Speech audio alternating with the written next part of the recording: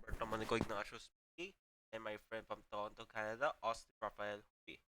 And today we'll be talking about a CATHAY Pacific Boeing 777-300ER that flew to Xiamen this morning.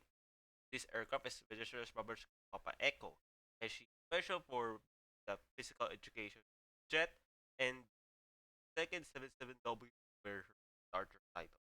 So aircraft took flight number 820, as you can see it here, with a great circle distance of 490 kilometers, actual flight time of 59 minutes, a track of 70 degrees, as you can see it here.